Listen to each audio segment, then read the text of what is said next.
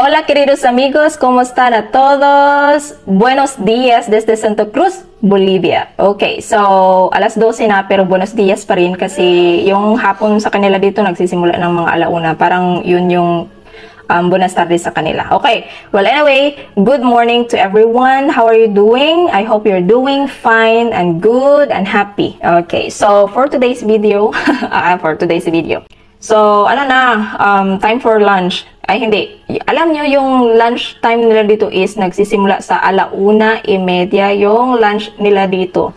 Opo. Hindi ho alas 11 o alas 12, 1:30. So, nasanay na ho kami. So, usually, nag-start akong magluto alas 11 talaga. Pero ngayon medyo late kasi naglinis muna ako ng bahay. Okay, well anyway, ngayon pala magluluto tayo ng fried chicken. Okay, so gusto kong i-share sa inyo itong recipe na ito. Talaga nga naman, parang naging cooking show na talaga ito. Okay, hindi. Gusto ko lang i-share sa inyo talaga itong recipe na ito kasi gustong-gusto to ng mga bata, 'di ba? Yung fried chicken ay gustong-gusto ng mga bata, ng mga anak natin. At saka itong recipe na ipapakita ko sa inyo ay ito yung recipe na ginagawa ko nung unang dating kami dito. Ito yung unang niluto ko at gustong-gusto ng asawa ko, gustong-gusto ng mga kasamahan ko dito sa bahay. At sabi niya, mas masarap pa sa KFC. Unang beses kong ginawa yon. Sabi niya, mas masarap pa sa KFC. Ngayon, nagluto ako ng pangalawang beses hanggang sa palagi akong nagluluto. Every week talaga, once a week, nagluluto talaga ako. Kasi everyday, ibang-ibang putahe, ano. So, once a week, nagluluto talaga ako ng fried chicken. Eh, hindi na, iba na, nag-iba na yung lasa. Hindi na naging, hindi na naging fried, hindi na naging KFC yung lasa. Okay, so anyway, gusto kong i-share sa inyo ito kasi, kadalasan talaga, tayong mga nanay or yung mga anak natin talaga mahilig sa fried chicken. Okay, itong mga kasamahan ko sa bahay, palaging fried chicken yung gusto, o di kaya yung oven, no, na parang lechon manok, yung parang ganon. So, I've searched a lot. Alam nyo kung saan galing tong recipe ito. Nabuo ko lang ito dahil sa panonood ng YouTube. So, marami akong pinanood na mga videos nito sa YouTube. At saka, binuo ko sa aking utak. Binuo ko sa aking utak yung mga napanood kong mga iba't ibang recipe. At I came up with this kind of recipe. So, halo-halo na ito. Okay, halo-halo ho itong recipe na to. Pinanood ko nga yung, yung paggawa ni Miss Judian Santos ng fried chicken niya. Sinubukan ko rin yon pero hindi ko nagustuhan kasi,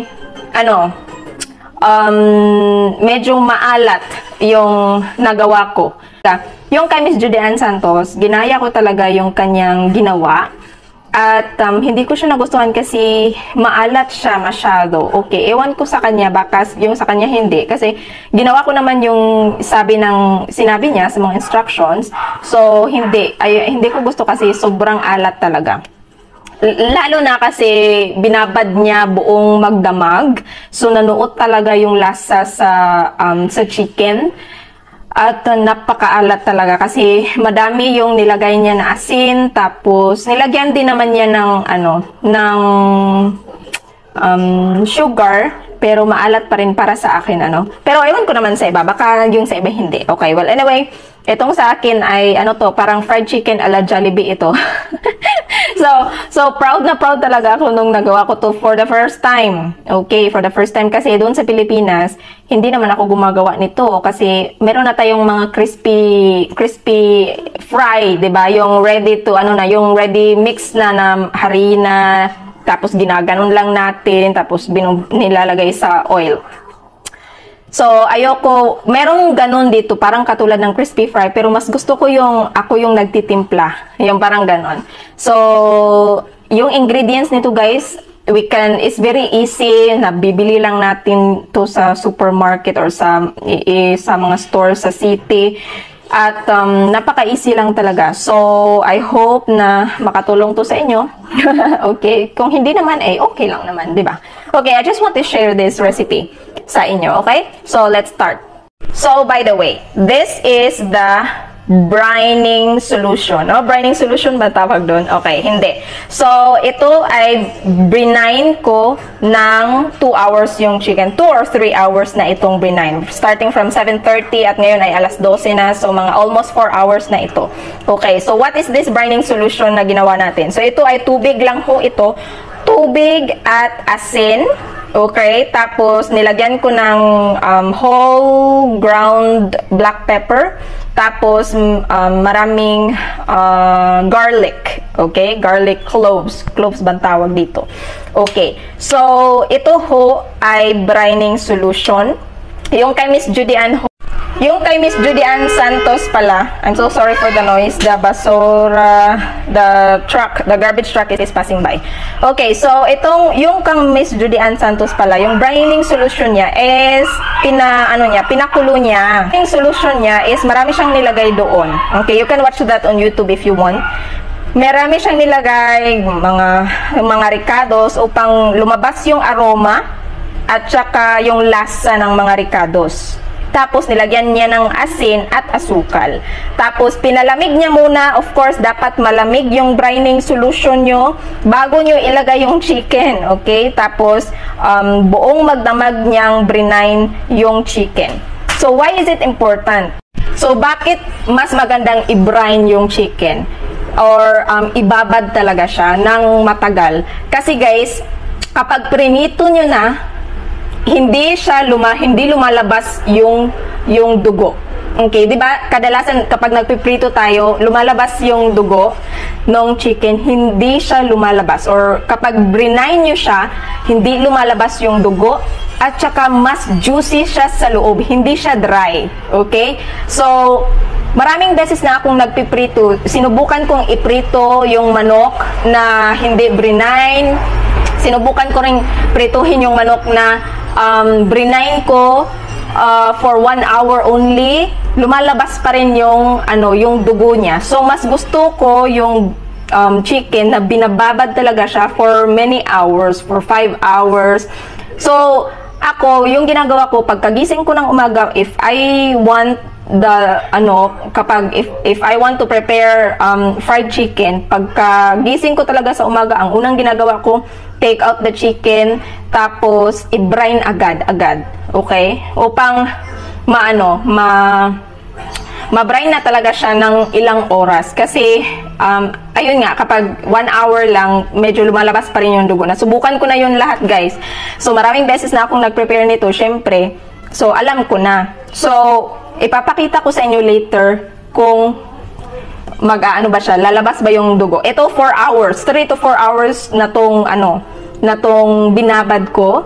So, let's see later kung lalabas pa yung dugo. So, malalaman nyo kung nagsasabi ako ng totoo o hindi. Okay, so, let's start. Now guys, ano ang susunod? Tinanggal ko lang ho siya sa brining solution at ang gagawin natin ay lalagyan natin ng garlic powder. Okay, so lagyan na natin ng garlic powder. Okay. Tansya-tansya lang guys. Kayo lang magtansya. Walang exact measurement dyan. Okay. And then, lagyan natin ng suka. 1 kutsarang suka. Ano ho ito? Anong klaseng vinegar ho ito?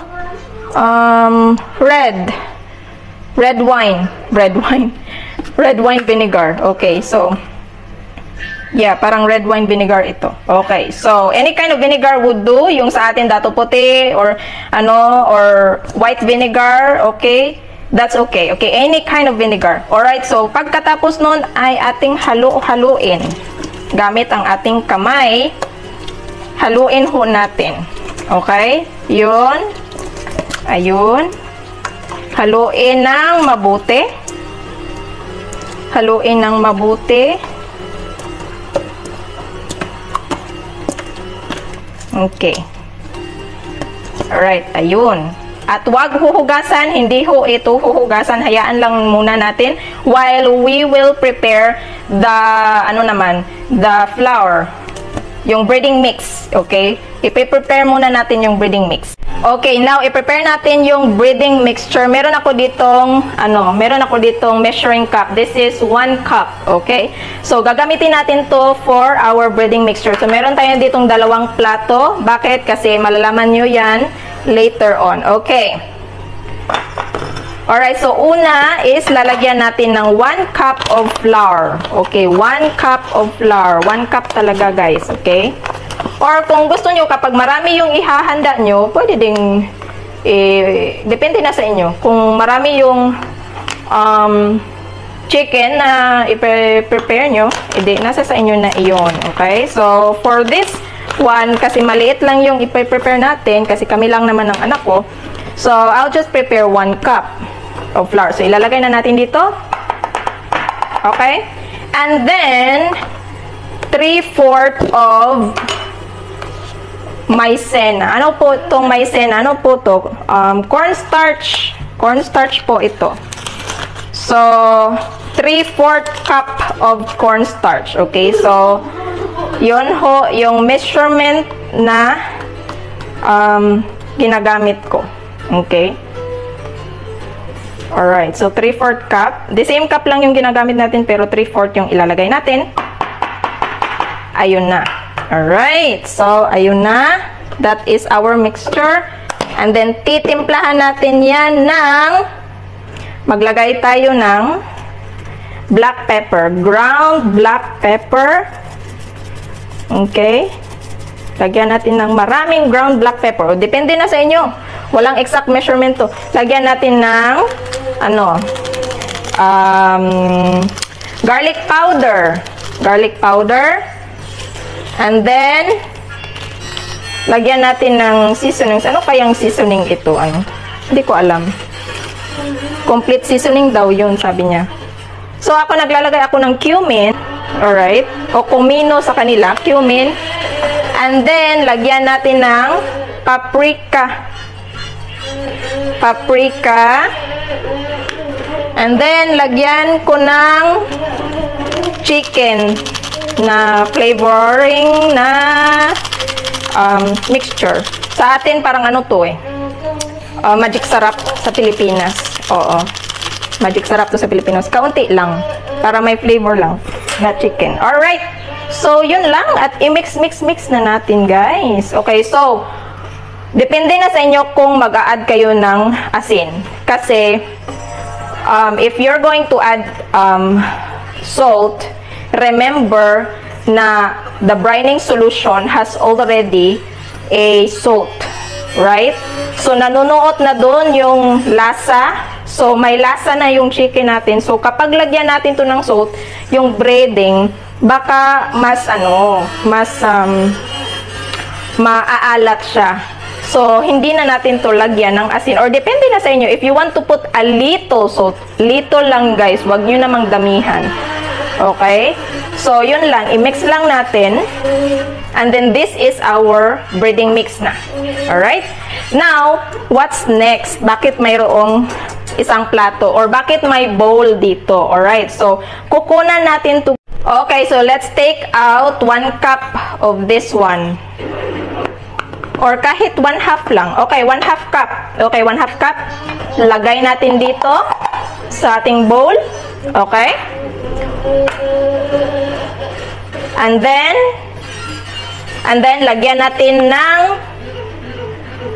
1 tablespoon of vinegar. And then lagyan natin ng egg. And then let's put 1 cup of water. Okay, remember the breading that we put is 1/2 only, 1/2 cup, and let's put 1 cup of water.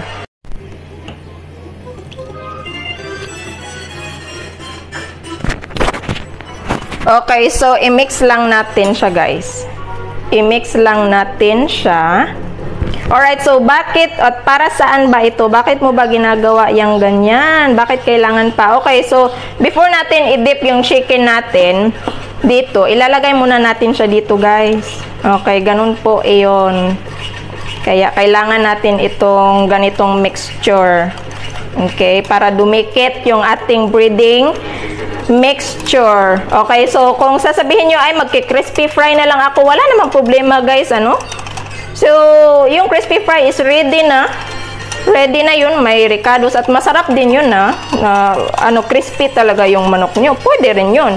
Pero sa mga gustong gawin yung kanilang sariling breading mixture, pwede nyo rin gawin. Ako mas gusto kong gawin yung breading mixture namin. Kaya now guys, we are done and nag-preheat na ako dito ng mantika. Now, kapag nagdi-deep fry tayo guys, dapat marami talaga yung mantika ha, kasi yung mantika nyo kapag ganito lang kaliit na parang nagdikit lang siya sa napakaliit lang talaga, hindi yan mag-work yung fried chicken nyo. Dapat yung fried chicken is deep fry talaga siya. Dapat nakalublob talaga lahat ng chicken doon sa mantika. Ito nga parang kulang pa ito. Mas gusto ko ng marami.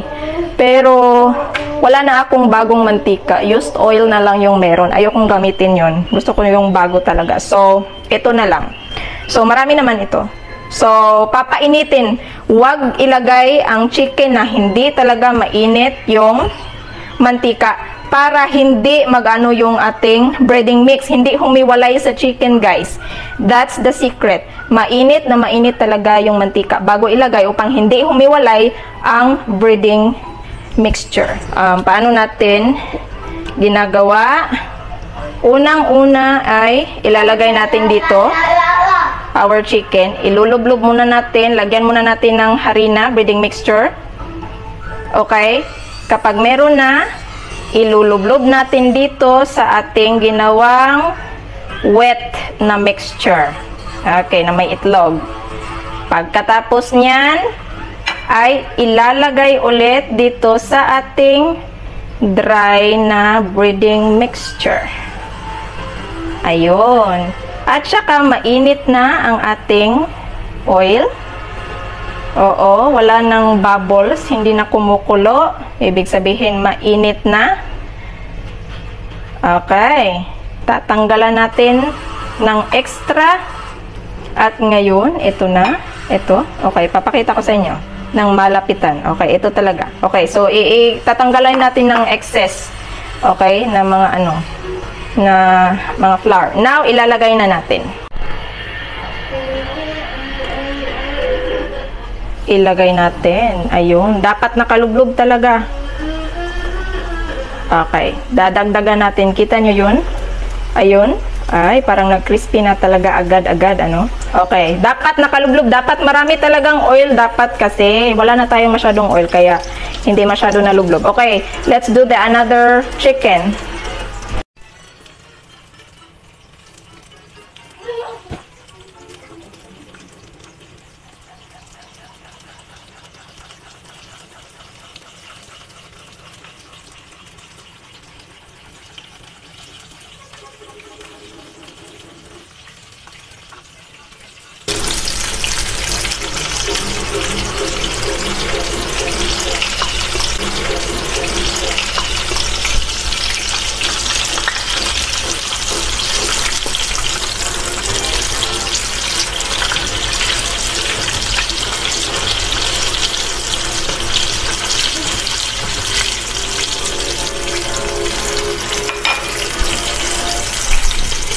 So, ayan guys. Gusto ko ipakita sa inyo kung ano nang nangyayari. So, ito na ho ang ating chicken. So, dalawa lang yung nilagay ko. Yung dalawa, mamaya na yon para hindi siya crowded. At tingnan nyo naman. Diba? Tingnan nyo naman guys. Oh, diba? Oh, yan yung sinasabi ko sa inyo. Pero dapat talaga ay, ano talaga to? Tapos yung apoy nyo, yung apoy mahina lang. Okay? Huwag masyadong, malakas yung apoy. Medium lang. Okay, so ayun na. So, i-flip natin yan. I'm gonna get that. Okay, so ngayon ay atin nang babalik ta rin. Okay. Alam nyo, mas maganda yung wings. Gustong-gusto ko talaga yung wings. Okay. So, tingnan natin kung lalabas yung dugo, ha? I will tutusukin ko to mamaya ng kutsilyo. Tingnan natin kasi minsan, malalaman nyo kapag may dugo talaga kasi kahit hindi mo tusukin, lumalabas yung dugo dito sa bandang dito, sa likuran. Tapos tutusukin natin mamaya. Tingnan natin kung may lalabas na dugo. And of course dito, nagluto na ako ng ng ating rice, Filipino rice. Okay, nasunog. Okay, hindi ko na... Okay, ngayon tusukin natin guys ha. Tingnan natin kung may lalabas na dugo. Tapos ito rin. Tusukin natin. Tingnan natin kung may lalabas na dugo.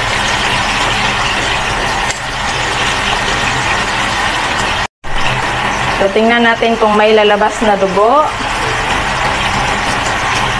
Okay, wala. Juice yung lumalabas. Juice yung lumalabas. So, walang dugo talaga kapag brine or binabad yung chicken, guys. Yun talaga yung sekreto. Brining talaga. So, second batch na ito, guys, ng chicken natin. Pero tingnan nyo, napakasarap.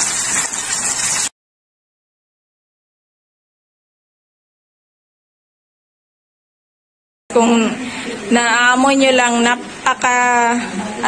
napakabango. Wala talagang dugong lumalabas nito, guys.